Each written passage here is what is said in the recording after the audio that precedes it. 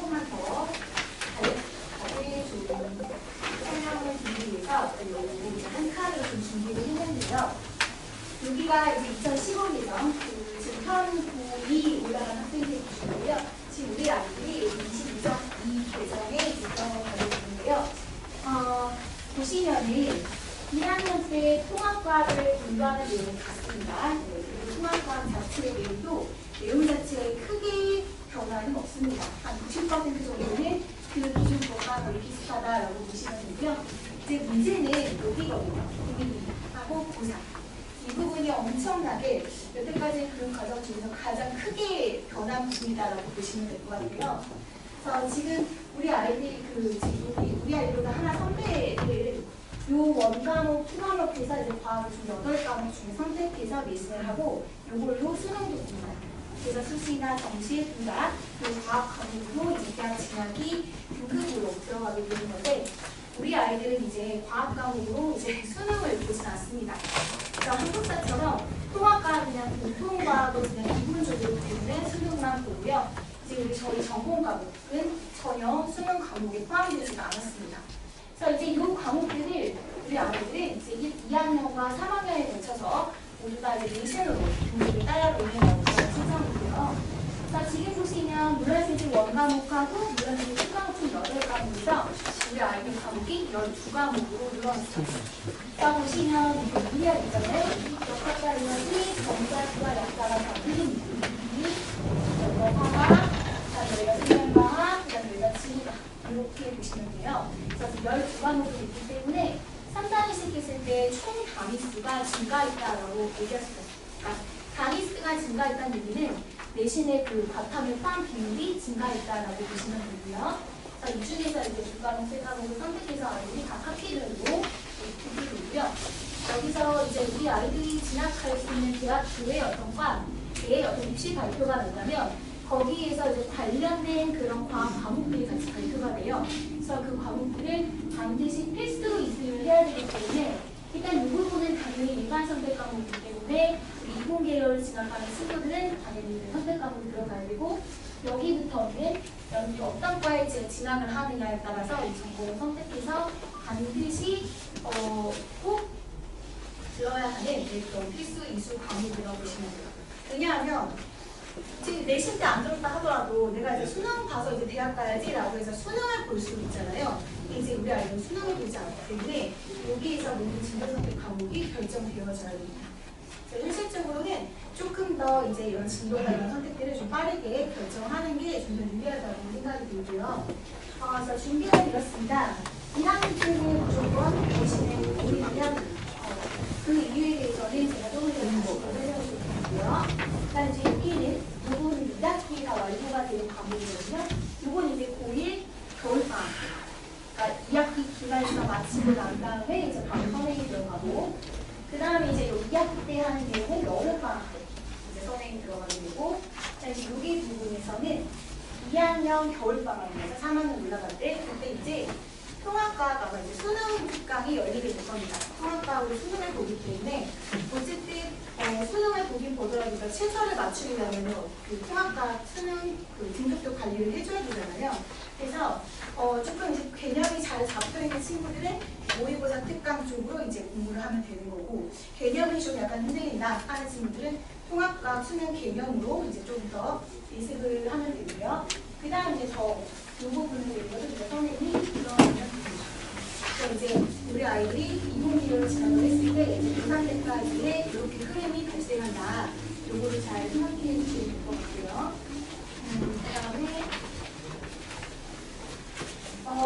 이 교육과정을 분석을 해보면 첫 번째, 두 번째 거는 크게 안 하셔도 될 부분이에요. 선생님들이 알아서 하는 거고 그 다음에 3번이랑 4번이 중요한데요. 우리가 이제 원과목과 투과목이 결정되어져 있는 상태에서 통합과학이 개정이 됐었어요. 그러다 보니까 연계가 100% 자연스럽게 이루어지지 않았었거든요. 근데 이제 통합과학이 생겼고 다시 원투 과목이 개정이 된 거잖아요. 그렇기 때문에 지금 이제 연계가 다 100% 됐습니다. 이 연계율이 100% 됐다는 거 보면 통합과학은 이제 난이도가 낮고 나머지 전공 선택 과목은 원투 과목이기 때문에 그 난이도가 굉장히 높아지거든요. 그럼 여기가 된다는 거는 걔네들이 끌어내려와서 출제가 가능하다는 얘기입니다. 그래서 전체적으로 난이도는 높아질 가능성이 좀 있다. 네, 그렇고요. 그리고 또 하나, 이제 수능 과목으로 바뀌었기 때문에 수능형 사교육을 요하는 문제라든가, 그리고 지금 중앙고는 현재 서답형 문제가 있긴 한데요. 서답형과 서술형 문제가 조금 더 강화될 가능성이 있습니다. 그리고 현재는 집필평가, 그러니까 중간고사, 기말고사의 등급이 거의 나눠지고, 사실 이제 40% 수행평가가 반영되는데 수행평가는 거의 변별력이 없어요. 그러니까 웬만하면 다 만점을 주거든요. 그럼 집필평가, 중간, 기말고사 등급이 나눠지는데 이렇게 될 경우에는 이제 수행평가에 약간의 변별력을 줄 그런 가능성이 좀 있습니다. 통합과학을 그럼 어떻게 하면 이제 좀 내신을 우리가 잘 볼 수 있느냐? 일단은요, 통합과학은 쉬워요. 굉장히 쉽습니다. 이해하기도 편하고. 자, 그런데 이거는 100점을 맞기가 굉장히 힘든 과목입니다. 왜 그러냐면요, 통합과학이라는 전체적인 내용은 교과서의 출판사가 다루는 내용은 거의 다 똑같거든요. 그런데 학교별로 내용 심화 정도가 너무 달라요. 아까도 말씀드렸지만 그 원과목, 투과목에 대한 그 내용들과 다 연계가 되다 보니까 선생님들도 천차만별 난이도를 너무 다양하게 낼 수 있는 그런 과목이 되는 거죠. 그래서 굉장히 학교별로 좀 상이하다라는 거고, 지금 제가 한 15개, 6개 정도 학교에 그런 내신을 해본 경험이 있는데요. 그런 학교들을 쭉 보면은 대체적으로 1등급 컷이 거의 평균 95에서 100점 가까이 나옵니다. 그러니까 굉장히 높죠. 네, 굉장히 높은 편이에요. 하지만 그렇기 때문에 저희가 1등급 이상을 맞는다라고 한다는 건 100점을 좀 맞아야 된다는 건데, 사실상 내용은 쉬운데 100점을 맞기가 참 어려운 과목이다, 이렇게 요약할 수 있고요. 그래서 저는 중등과학 때 항상 A등급을 맞았어요. 그리고 이런 제가 상담할 때 많은 얘기를 듣는 것 중에 하나가 저희 통합과학은 좀 쉽다고 해서 차라리 어떤 과학학원을 갔더니 원과목을 선행을 해서 물건학원을 선행을 했어요. 뭐 이런 친구들도 제가 많이 좀 들어본 케이스인데요. 사실 그렇다 하더라도 이 1학기 1년 동안에는 통합과학 내신에 올인을 하는 것이 맞습니다. 네. 왜 그러냐면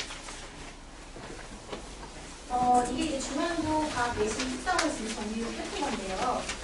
지금 보시면 물리랑 지구가 아니라 생명과학 파트 두 파트로 나누어서 이제 선생님 두 분이서 진행을 하시게 되고요. 또 이 선생님이 총 이제 1학년 4분을 담당하시는데 앞뒷반으로 해서 이제 교차로 들어가십니다.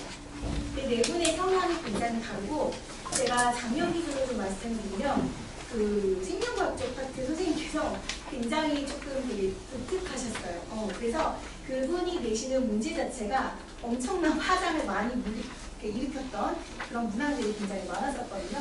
그러니까 이게 참 선생님의 그런 스타일과 그런 방식들, 그런 교육관에 따라서 문제가 정말 천차만별, 난이도가 달라질 수 있고요.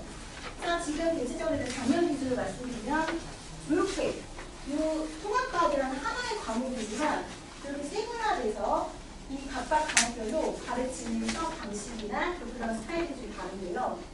물리 같은 경우는 난이도가 제일 높은 문제들이 가장 많이 출제가 되는 부분입니다. 네.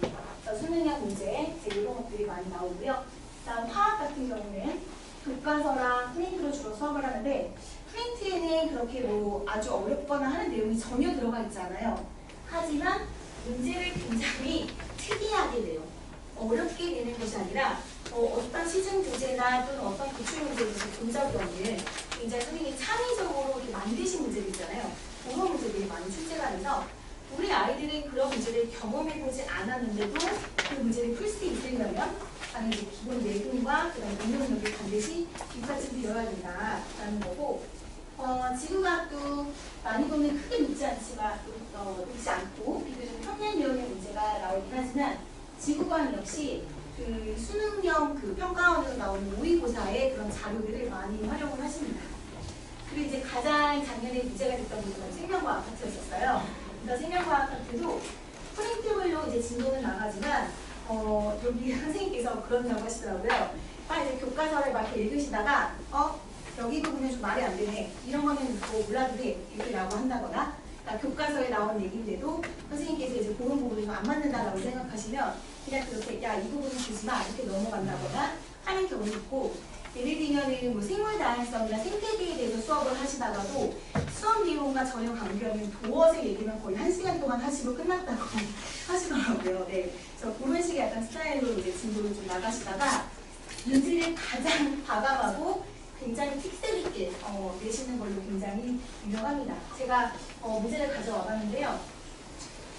그래서 결과적으로 통합과학을 이제 중학교 거를 딱 시험 특성을 제가 정리를 해보면 난이도가 타학교보다 높다라고 제가 정리한 이유는 뭐냐면 등급을 봤을 때 60점 만점이거든요. 그래서 54점으로 놓은 건데 수행평가는 거의 40점 만점을 준다고 보시면 돼요. 그래서 이 옆이 점수 94점 점수를 보시면 됩니다.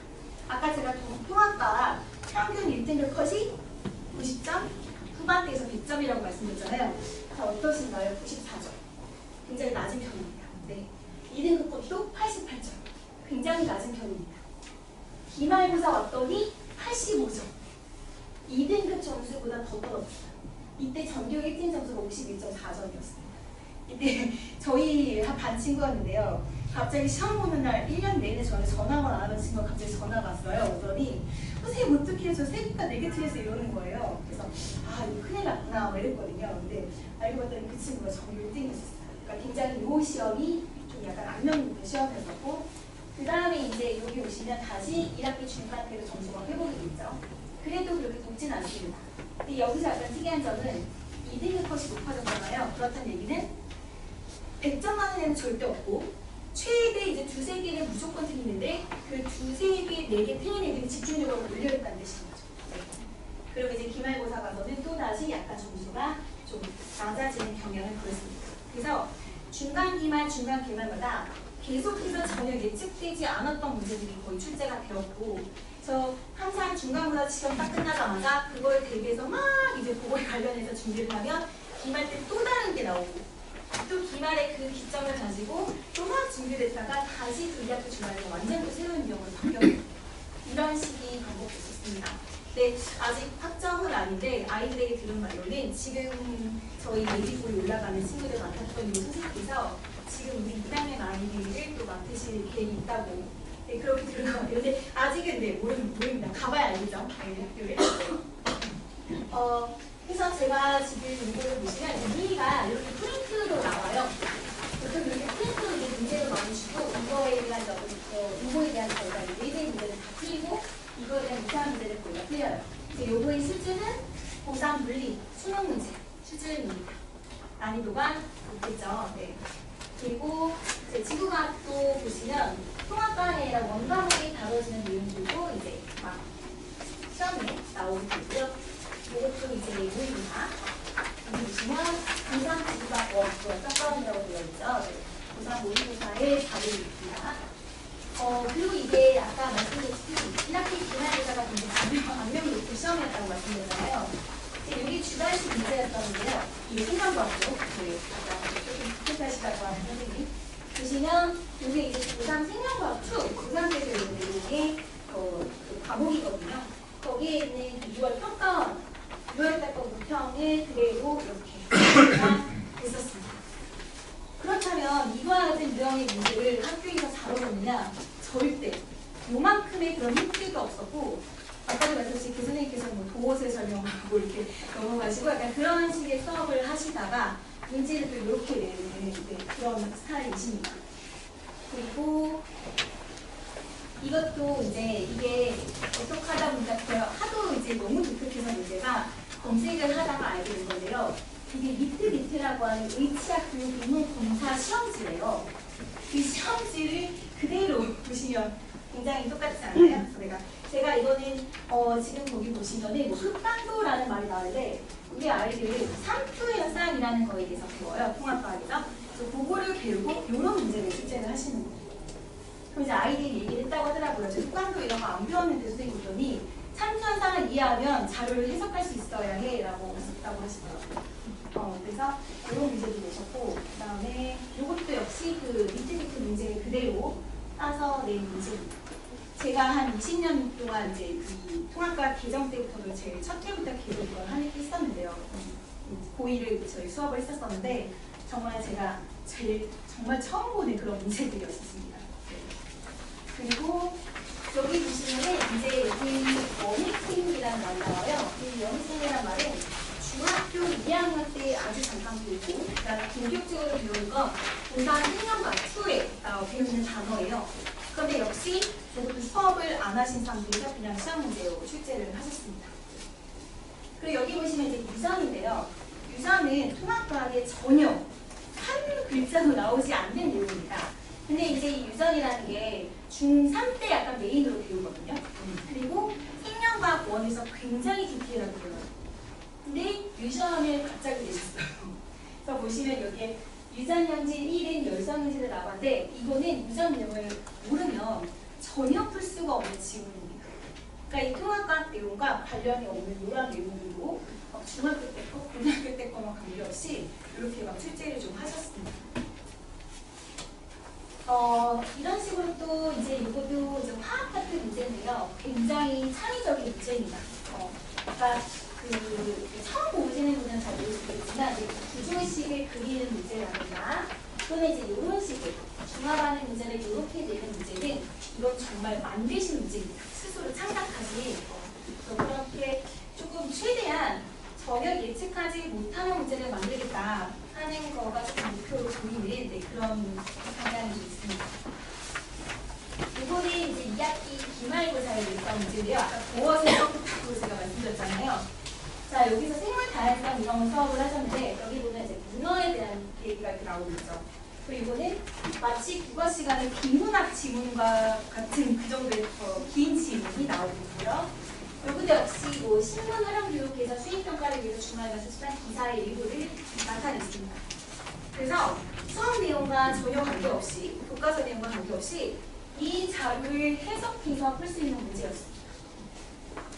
자, 여기까지 제가 설명드린 걸로 봤을 때 그럼 중앙고 시험 대비를 도대체 어떻게 하란 말인가 하실 수가 있는데 제가 이제 좀 생각을 열심히 해봤는데요. 이렇게 하면 될 거라고 저는 생각을 합니다. 일단은 아까처럼 공학 문제들도 이제 예시가 있었었지만 사실 교과서에 기준하는 굉장히 난이도가 더욱더 낮은 문제들이 있어요. 근데 아까 제가 말씀드린 그 정규진 친구 있었잖아요. 그 친구는 아까 흑강도 이런 문제를 다 맞췄습니다. 네. 그런데 되려 2점 몇 점짜리 정말 난이도가 제일 낮은 문제를 드렸거든요.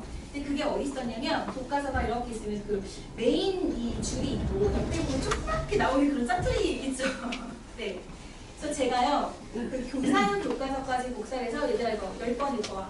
숙제야. 보시면 그냥 찌까방이만 들어가 있고 문지는 너무 되지 않는다는 걸 제가 뼈저리게 깨달았습니다. 네. 그래서 지금은 어떻게 하시냐면 빵꾸를 다 뚫어가지고 가로치기를 다 해서 그걸 계속 쓰게끔 연습을 시킵니다. 특히 우리 남학생들이 그렇게 안 하면 잘 이제 꼼꼼하게 공부하는 습관이 좀 덜 되다 보니까 그런 부분들을 많이 미치게 되더라고요. 그래서 그런 교과서의 구성구성 내용까지 빠짐없이 좀 교과서를 많이 활용을 하십니다. 꼭 참고하세요. 학생이네요. 자, 그래서 특히 이제 교과서에 나오는 모든 단어랑 내용을 반드시 숙지해야 한다. 라는 걸 꼭 반드시 알아주시고 꼭 저희 학원 다니지 않으시더라도 메모해 두셨다가 교과서를 받으면 이번에 작년까지는 미래인인데 이번에 동아출판사로 바뀌거든요. 근데 동아출판사가 통합과 교과서 중에는 제일 디테일해요. 양이 제일 많아요. 그래서 그 동아교과서 받으시면 밑에 꼭 말씀해 주세요. 교과서를 정말 꼭 잘 읽고 구석구석 꼭 잘 들여다봐야 된다. 그리고 만약에 거기에서 이제 문제집이나 이런 것들을 활용하고 싶으시면 동아출판사 아마 하이탑이 있는 걸로 아는데 하이탑은 문제의 양이 그렇게 많지는 않습니다. 그건 좀 큰 편 되진 않을 것 같아요. 그리고 또 하나는 아까처럼 이제 가르쳐주지 않은 개념 출제를 막 하시잖아요. 그렇죠? 네.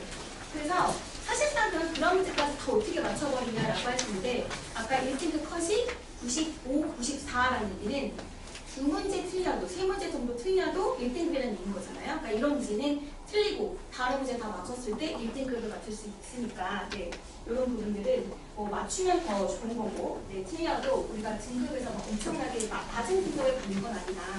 이렇게 생각하시면 되고 그래서 제가 이제 수업을 할 때는 어떤 개념, 산업이다 라는 개념을 설명할 때 중학교 때 내용과 원과목의 내용을 다 가르칩니다. 그래서 요거에 대한 이해의 폭을 넓혀서 공부하는 게 중요하다라는 거고요. 그래서 저희 아이들이 제일 많이 하는 말이 뭐냐면 선생님 쉬웠어요. 근데 너무 많이 틀렸어요. 저 분명히 되게 쉬웠거든요. 근데 엄청 틀렸어요. 이런 말을 제일 많이 들었습니다. 네. 그래서 굉장히 중앙고의 그 통합과학은 어쨌든 예측이 너무나 불가능한 문제들이 나온다. 전혀 방향도 알 수가 없고. 그래서 이게 매해 바뀌는 것도 아니고 매 시험마다 이제 바뀌었기 때문에 또 올해는 어떻게 될지 또 이것도 감히 예상이 좀 안 되는 바이긴 합니다. 네. 그래서 이제 어떻게 대비를 해야 되냐. 일단은 단어 하나하나에 대해서 정말 정확히 알고 넘어가서 얘네가 어떠한 다른 개념이 이렇게 들어온다 하더라도 그거의 이 원개념을 정확히 알아서 그래야 이제 이 출발점이 딱 기본이 잡혀야 그 다음 이제 응용력이 들어갈 수 있는 거잖아요. 그래서 그런 기본 실력, 그래서 기초, 그다음 교과서 내용 그런 부분에 대한 탄탄하게 좀 실력을 쌓아야 될 거고요. 그래서 개념에 대한 정확한 이해와 그걸 제가 이제 중학교 때 개념, 원과목 개념에서 이거 확산시켜서 생각할 수 있도록 배경 지식을 이제 같이 수업을 하고요. 그리고 이제 응용력을 길러줘야 되는데 응용력이라고 하는 건 그렇습니다. 항상 과학은 자료가 많잖아요. 그림, 그래프, 자, 아까 같은 생명과학 같은 경우 길다란 지문 이런 것들을 이제 해석하는 능력입니다. 그래서 최대한 다양한 문제를 다뤄줌으로써 그런 문제에 조금 적응을 더 잘 할 수 있게끔 도와줄 수 있고요. 그리고 넓은 과학적 배경 지식도 도움이 된다라고 제가 썼는데 기말고사 때 그런 문제가 있었거든요. 그 같은 종이냐 아니냐라는 걸 묻는 문제였었어요. 근데 큰 고니, 흑고니가 같은 종이냐 다른 종이냐. 당연히 학교에서 들을 적도 없고, 네 아이들은 좀 많이 혼란스러웠을 거예요. 그래서 이제 이 문제에 대한 오답률이 굉장히 높았는데요. 이런 것들까지 우리가 문제를 맞춘다라고 생각하려면 과학 이제 이런 내용들이 많이 들어가 있는 기사라든가 또는 논문이라든가 또는 도서라든가 이런 것들을 많이 읽으면 당연히 도움이 되겠죠. 근데 우리 아이들 안 그래도 국영수단 하느라고 바꿔주는데 또 언제 책을 읽겠어요. 그래서 제일 좋은 방법은 무엇이냐? 각 출판사별로 통합과학 교과서가 있을 거 아니에요. 그래서 다른 교과서를 읽어보는 겁니다. 그러면 좀 더 다양한 예시들이 나와 있을 거고 탐구도 더 다양하게 알 수가 있겠죠. 그래서 가장 효과적으로 다른 어떤 그런 과학 도서를 교체할 수 있는 거는 다른 출판사의 교과서. 네, 그걸 또 활용하는 것도 굉장히 도움이 될 거라고 생각을 하고 교과서 내용 같은 경우는 아까 보였지만 바로 넣기를 해서 하나도 빠짐없이 이제 연습을 하는 게 중요합니다. 저희 수업은 이렇게 이루어집니다. 수업 시간에는 대부분参考를 하고요. 그리고 이제 저희가 직접 만든 기술을 사용하고 있습니다. 근데 사실 시중 교재의 퀄리티를 못 따라갑니다. 저희는 다 스펙이고요. 그냥 내용을 다 판서로 하기 때문에 선생님이 아무리 글씨를 막 이렇게 난다리를 써더라도 또 우리 아이들이 그 교재에다 옮기는 과정 중에서 시중에 있는 그런 교재보다 더 예쁘게 필기는 되기는 어려울 거예요. 하지만 이런 과정 자체가 아이들이 올바른 학습을 하는 가장 중요한 첫 번째 기준이라고 생각해서 저희는 이 방법을 계속 조직을 하고 있습니다. 실제로 효과가 있기도 하고요. 그리고 이제 그 다음 시간에는 반드시 테스트와 과제물을 공사하는 시간을 갖고 그 이에 대한 피드백, 일대일 클리닉이 진행이 되는 순서인데요. 매주 아주 많은 시간을 들여서 테스트를 봅니다. 테스트를 보고 그거에 대한 피드백을 풀이를 다 하고요. 그리고 성격평가 같은 경우는 이제 저희가 2번 정도 봐요. 중간고사 오기 전까지. 그래서 정말 똑같은 문제와 그다음 비슷한 유형의 문제들로 그 문항수까지 맞춰서 미리 보는 모의고사, 미리 보는 중간고사를 2번 정도의 성격평가를 보게 돼서 아이들이 지금 현재 수준이 어떠한지, 부족한 부분이 어떠한 부분인지 정확하게 알기 위해서 이러한 것들을 이제 실시하고 있습니다. 그리고 피드백입니다. 저희가 일주일에 한 번 수업이 있어요. 그래서 아이들이 일주일에 한 번밖에 못 만나기 때문에 그냥 그동안에 아이들이 과제라든가 이런 것들을 어떻게 하느냐. 일단은 저희는 카톡으로 많이 이제 아이들과 얘기도 소통도 하고 그게 안 되면 이제 대면 보강에서 많이 하는 편인데요. 아이가 지금 정말 공부를 얼마나 하고 있는지 그리고 공부를 잘 하고 있는지 가장 잘 아는 방법은 질문입니다. 아이들이 공부를 하다 보면 질문을 안 할 수가 없어요. 모르는 게 없을 수가 없거든요. 그럼 이제 질문을 하는 친구랑 안 하는 친구에 대해서 공부를 했다 안 했다가 일단 갈리고요. 네. 그리고 질문을 하는 내용들을 봤을 때 선생님은 정확하게 분석이 가능합니다. 아, 어디까지 수준으로 되어 있구나. 얘가 어떤 부분이 부족하구나가 질문 하나를 통해서 굉장히 많은 정보를 얻을 수가 있습니다. 그래서 저희는 굉장히 애들에게 질문해라. 이걸 거의 노래처럼 항상 많이 얘기를 하거든요. 네. 그리고 이제 이런 과정들에 의해서 선생님하고 이제 아이들 사이에 마포가 많이 형성이 됨으로써 학습에 대한 동기부여를 줄 수가 있습니다. 요걸 이제 정리를 하자면 어쨌든 한서로 수업을 해서 아이들이 굉장히 적게 하는 것과 과제를 하는 두 가지는 아이들이 생각보다 그 학습하는 방법 자체가 조금 비효율적이거나 또는 약간 우찬한 방향으로 갈 때가 좀 많이 있어요. 그래서 그 부분에 대해 습관적으로 이제 만들어주는 과정이라고 보시면 되는 거고요. 3번이랑 4번은 선생님이 하는 노력입니다. 제가 하는 노력입니다. 자, 매주 테스트를 통해서 이 아이가 지금 어느 정도 학습이 되어 있고 지금 학습하고 갖고 있는 방향이 맞는지 너무 지금 요거는 하고 요건 안 하고 있는 게 아닌지를 판단을 항상 합니다. 그래서 저희가 5회만 답안지를 꼭 봤거든요. 답안지를 이제 1번부터 15번까지 돼 있으면 항상 다 분석을 해요. 아, 얘 기밀이 좀 재배치였구나. 다 100% 주관식으로 보거든요. 네. 그리고 그 이후에 이제 어떤 부분에 있어서 스스로가 이제 자기주도가 좀 안 되는 부분이 있을 경우에 대응을 통해서 목표는 그겁니다. 결과적으로 공부는 아이가 스스로 직접 해야 되는 거잖아요. 그래서 그렇게 될 수 있도록 도와주는 거. 그게 이제 클리닉의 목표입니다. 그래서 이러한 과정을 통해서 결과적으로 선생님하고 이제 학생하고 이게 딱 신뢰가 딱 형성이 되면 서로 이제 딱 믿고 간다라는 게 생겨서 아이도 이제 선생님 말을 듣고 잘 따라주고 그런 관계 속에서 성적이 항상 되더라고요. 결론은 그렇습니다. 공부는 저희가 아무리 열심히 가르치고 아무리 좋은 커리큘럼과 아무리 좋은 교재를 갖고 이야기를 한다 하더라도 우리 아이들이 스스로 공부를 하지 않으면 성적은 절대 나올 수가 없습니다. 그래서 제가 여러 가지 생각을 해봤습니다. 어떻게 하면 이제 1등을 받을 수 있을까? 어떤 팁을 좀 드릴까? 라는 연구를 계속 고민을 할 때 저는 이런 결론을 내렸습니다. 일단 성적이 잘 나오려면 내가 공부를 해야 되는 거고 내가 공부를 해야 내가 어떤 부분이 부족하고 하는 거를 정확하게 자기 스스로가 알 수 있어야 되거든요. 그래서 그런 것들을 본인이 알아야지만 정확히 판단이 돼야지만 안 풀리는 문제를 끝까지 내가 연구를 해서 그 문제를 어떻게든 풀려고 노력을 해보고 하는 과정 속에서 내 스스로가 지식이 쌓여가고 그 응용력이 키워지고 하는 겁니다. 그럼 저희는 뭘 하는 거냐? 그렇게 스스로 공부할 수 있도록 조력자가 되어줘야 됩니다. 그래서 가장 중요한 거는 자신감을 주는 거. 그러니까 스스로 공부를 할 수 있게끔 동기부여를 주는 거와 선생님이 먼저 포기한다거나 너는 진짜 안 되겠다 이런 말을 절대 하면 안 되는 거고 또 특히 이제 1학기 중간고사가 딱 끝나고 나서 성적을 받으면 죄송한 말씀이지만 굉장히 많이 실망을 합니다. 네, 많은 학생들. 그만큼 중학교랑 고등학교의 갭이 많이 크기 때문에 그런 거에 대한 좀 마음의 준비를 조금은 하시는 게 좋습니다. 그래서 사실 결과만 딱 봤을 때 나 중학교 때 맨날 A 등급이었는데 3등급 뭐야? 이렇게 확 좌절해버려서 공부를 확 놓는 경우가 있거든요. 네, 결과만큼 과정이 중요한 게 굉장히 그 사이에서 내가 어느 정도 결과는 이렇더라도 그 과정이 얼마나 중요한지를 얘기해주는 거라고 생각을 하고 부모님들은 좀 이제 어쨌든 전체적인 어떤 그런 규칙에 대해서는 딱 정해주신 다음에 예를 들어 몇 시에는 자야 된다 라거나 아니면 학원에 결석을 하지 말아야 된다 숙제는 꼭 해야 된다 이런 넓은 범위의 규칙 안에서만 조금 아이들에게 제안을 주시고 되도록이면 격려와 칭찬을 좀 많이 해주십사라는 거를 꼭 부탁드리고 싶었습니다. 그래서 저는 이렇게 아이가 내가 아는 부분 모르는 부분 정확하게 점검되어지고 이게 정말 꼼꼼하고 디테일하게 이제 암기가 돼서 아이들이 이걸 수십번 반복할 수 있을 때 그럼 이제 저절로 그 출제자의 문제 의도를 아이들이 파악하고 그럼 분명히 실수는 줄어들고 정답률이 높아집니다.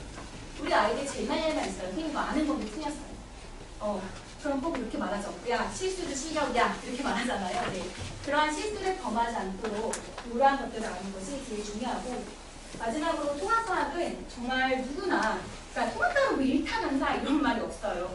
누구나 잘 가르칠 수 있고 누구나 잘 이해할 수 있습니다. 하지만 점수는 나오기가 어렵다. 그래서 그 점수를 나오기 위한 방법은 정확하게 그 학교의 그런 실제 경향이나 이런 부분들을 정확히 해석을 해서 그거에 맞게끔 정말 집요하고 꼼꼼하게 디테일하게 공부하는 것이 통합과학이 제일 좋은 점수를 받을 수 있는 팁이라고 생각을 합니다. 네, 저희 수업은 중앙고는 일요일 2시부터 6시까지 한방을 운영됩니다. 네, 질문 있으시면 따로 질문 받겠습니다. 감사합니다. 네.